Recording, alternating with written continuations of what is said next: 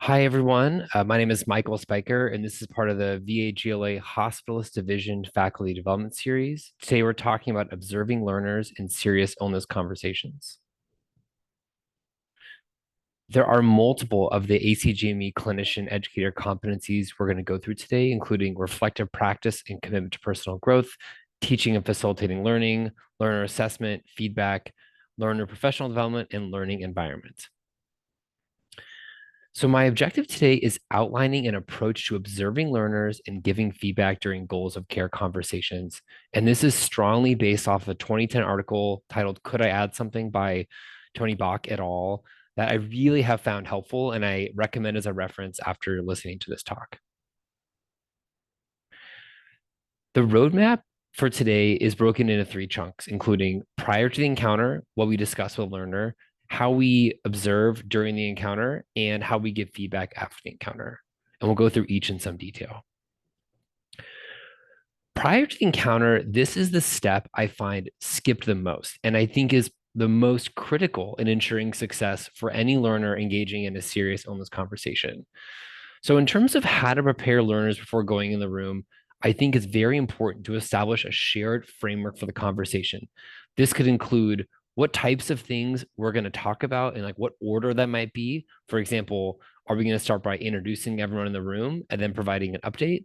Are we going to share some serious news about prognosis? And where do we expect to go? So, for example, if planning and talking about a plan of care is too far for the conversation, I might highlight that if we're starting to talk about something like code status or discharging on hospice, that maybe we've gone too far in the conversation.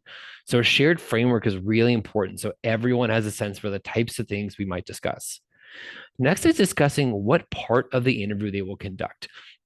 And this is important to know for learners, especially who might be early on in their training and find this really challenging, to really restrict, in some sense, what they might talk about. So, for example, for some people, they might just be talking about exploring someone's goals and values, or they might just be introducing who our team is.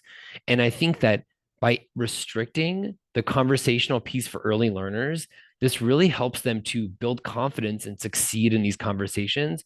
Whereas more advanced learners may be able to have a larger part of the conversation. And so, again, this is going to depend on where the learner is and what they're feeling comfortable doing in a serious illness conversation. Lastly, asking the trainee what they find difficult is a really helpful way to suggest a point of focus for providing feedback. For example, if someone is focused on how they respond to emotion, they can look at that and then you can be aware that this is a point that you might provide feedback on after the conversation.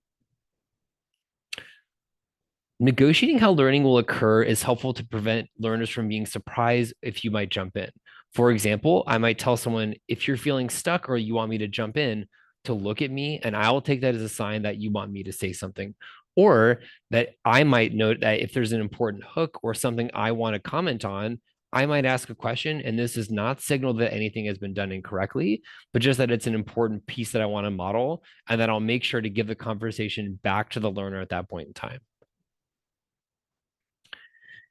Laying the groundwork that you'll give feedback after and that you might take notes in the conversation is important for learners to know that this is how the conversation will go and they're not going to be surprised after the conversation that there are pieces that they're talking about that you'll provide constructive informative feedback on.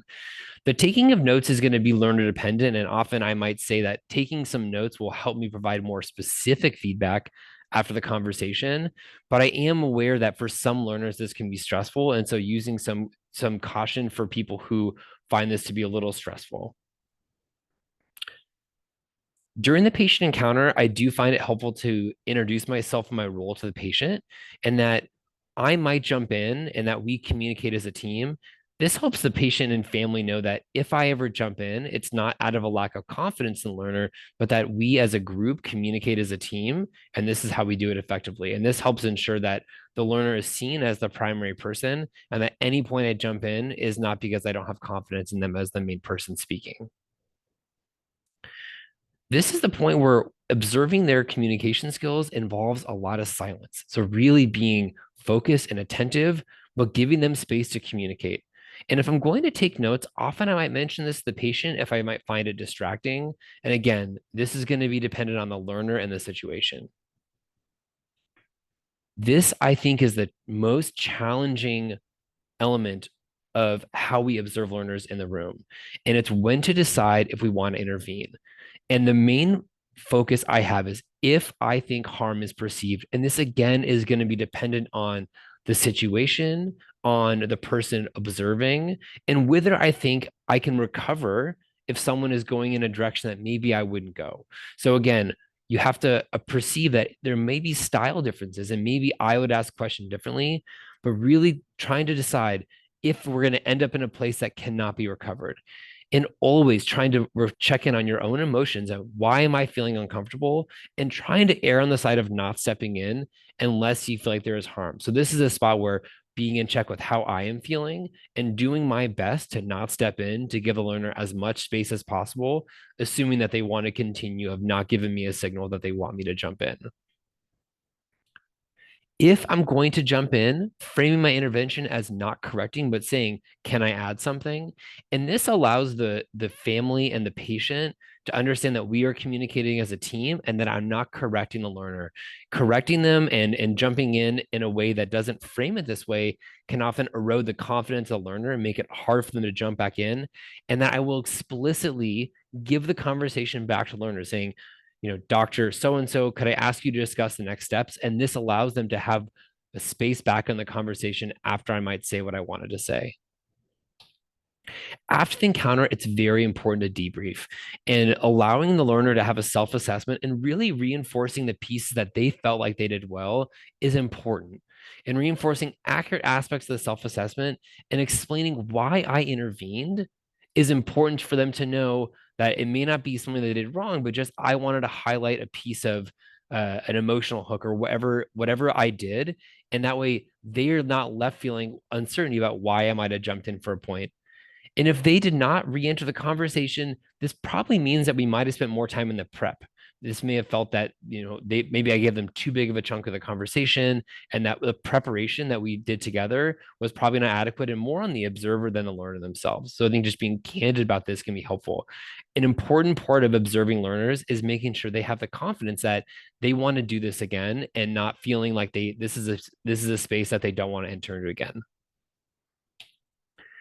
And again, priming learners for future challenges. So looking forward instead of dwelling in past conversations.